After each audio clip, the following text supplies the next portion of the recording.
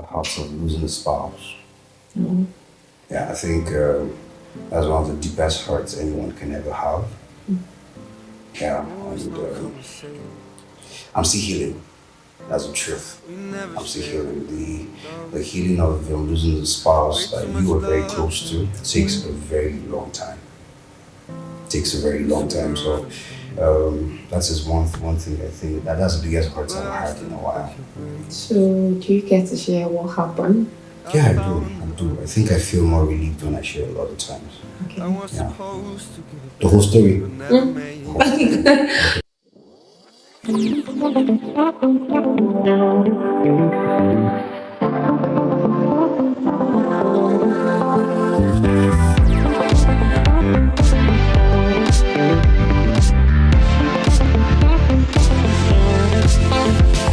Welcome back, guys. So, on today's episode, I have with me David Yari.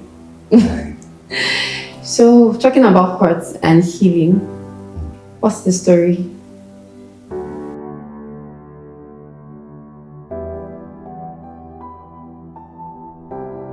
So, 2001, Okay. my late wife took him.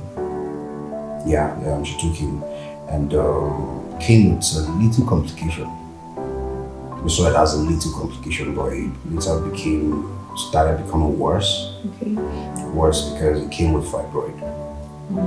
Now, the fibroid was the biggest one I've seen or heard of because it took the most chunk of the pregnancy, the baby's space, while the baby was growing very little.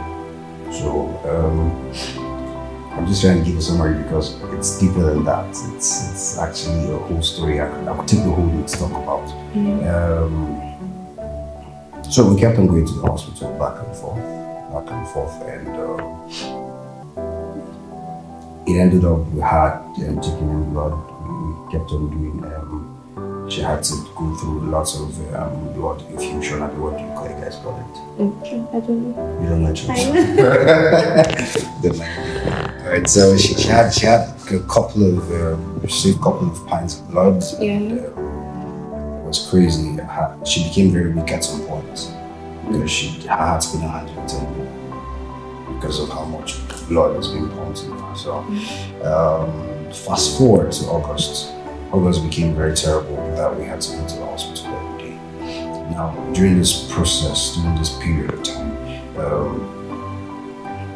we had a chain of prayer. So I'll not talk about the Bible and scriptures I used all the while because I know this is a general thing that everybody is listening to. So I don't know who's listening to it. So let's not be too Christian about it. So, well, I had friends, I had pastors that we had a chain of prayer like going around because the thing was not becoming like something that we should take lightly. Yeah. So started praying, everybody was praying, and everybody was trusting God that she was going to get healed and all. So we kept on trusting till the 1st of September when the thing became was still in prayers. So we had to run CS for her on the 2nd because we almost lost her on the 1st of September. So we had to run CS so that we can save her and save the baby at the same time. Okay. So we did that after everything, the baby was out. So, there's this excitement that came that the baby is out, fibroid is there, so there's there's chances that she's fine. Yeah. It's just to give her a couple of months before we could do work on the CS again, on the fibroid. But just 2 days after the CS, complications started again. Her BP was lost, it became 0. Fever was very high. So she started complaining about chest pain and all, and the doctor had to ask us to go do a scan. So we did a scan, we didn't know what was there. They just told us that it's a fluid underneath where the surgery, the CS was made. So we came back to the hospital, we started doing the whole, what's it called, antibiotics. They gave her everything they could give, but it was like it was compounding the whole thing again. So we had to move from one hospital to the other. I don't want to call them all the hospitals, so they go there. So So we moved from one hospital to the other. The other one kept her for 2 days before they could find out what was wrong. She had to go on major surgery again. So we did the major surgery. She was fine. So they had to keep her on coma intentionally, so that they can take out the other fluid that was remaining in her. Now the fluid that was seen during the scan was about 4.9 liters of fluid from her tummy. So you don't want to imagine what that is, yeah? Okay. So that happened, and she was on coma for a week plus. She wasn't talking, she was only eating through foods. Yeah, and she passed on the 27th of September 2021. So this was the painful part. The painful part was, as a Christian, I felt when we pray, God listens. I believe that very well.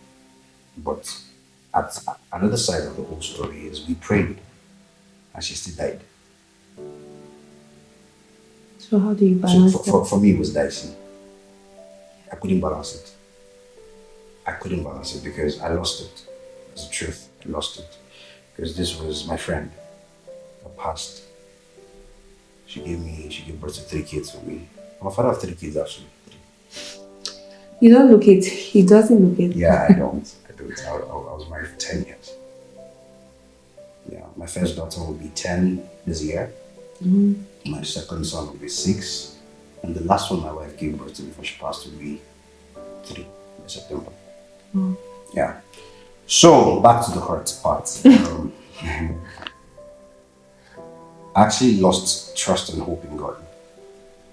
Because I felt at the point, okay, before that, after she passed, normally, she died at 35.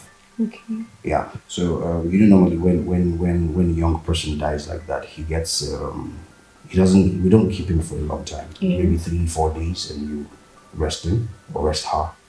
But I kept her for a week and 3 days.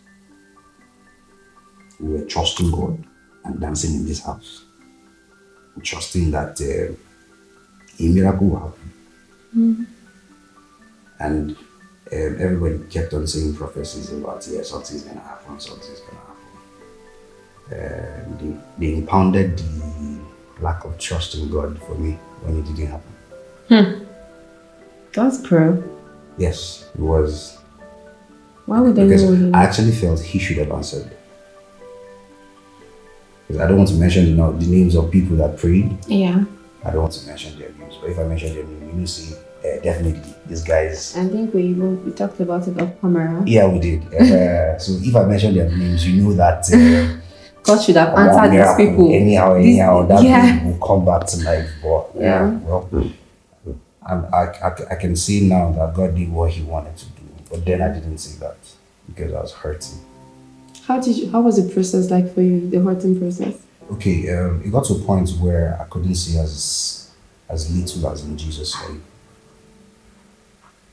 you. Or called the name Jesus for a year. I was still going to choir. No, I was still going to choir, but I wasn't believing in anything. What I was basically doing was just enjoy music and I get out. So I had to, it was deep pain. It was deep pain that most people would tell you that the pain of losing siblings or the pain of losing the father or your mother is more painful than losing the spouse. Man, it's a pain that you can explain. Trust me, you can't explain it. It's very, very painful. I'm still trying to, like I said before when I started, I said I'm still trying to heal. Yeah. Because a lot of times I keep on thinking, that a miracle will happen, that somebody will just knock the door and she'll walk in. Like, funny enough, I still believe that. But I'm beginning to let him gradually, because she's almost 3 years already. Yeah. The man guys move on now. So at what point should you say that the healing started to take place? Okay, when I think I had to intentionally devoted time to talk to God about my hurt. Yeah. Yeah, I did that, and at some point I had to just give him all the glory because he did what he wanted to do. And I just had to let go. And I kept on praying until my healing started coming. Yeah. And I started trusting him again.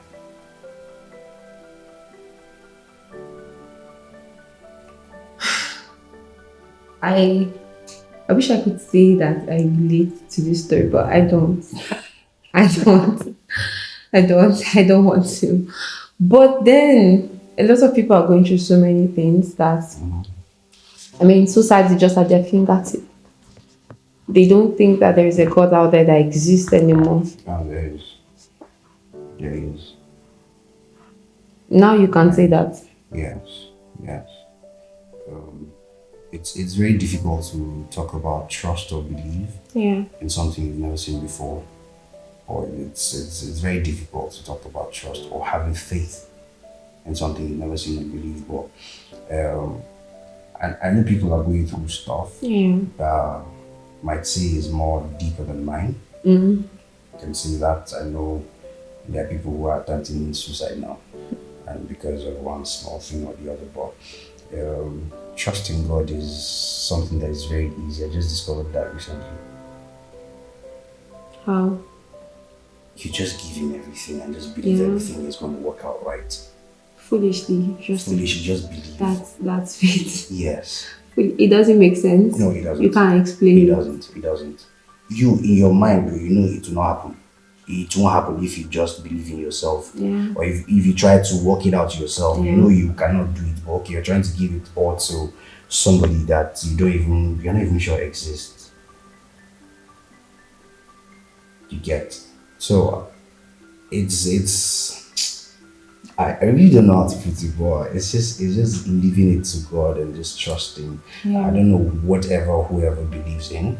Yeah. Yeah, but I think God is the main person to believe in right now. Sorry, I'm biased. Yeah. No, it's fine. It's fine. But I think God is the best person to believe in. That trust that your healing is going to come, whatever it is, whether it's hurt, whether it's addiction, whether it's whatever. If you trust him and put it in his hands, trust me, he'll make it good for you. Okay. So before we come to the close of this session, I believe that there's been a lot of lessons you've learned from this story. I mean, vulnerability is key to living one of the best lives you can ever have. And David right here has been very vulnerable with his story. So I encourage and I urge you, tell your story to Jesus. It's not enough that you know that, oh, God should understand this is what I'm going through. Have you spoken to him about it? He's willing to talk to you, but have you decided to have a conversation with him? Anyways, before we come to the close, I don't know, David, if there's any final words you want to say to anyone who's watching this out there and is struggling with hurt and healing, just maybe one word. Okay. One, trust in God. Two, talk to people. Because I didn't do that. I shut everybody out. But talk to people. Let people know what you're going through. And probably there's one or two people that will tell you the right thing to do.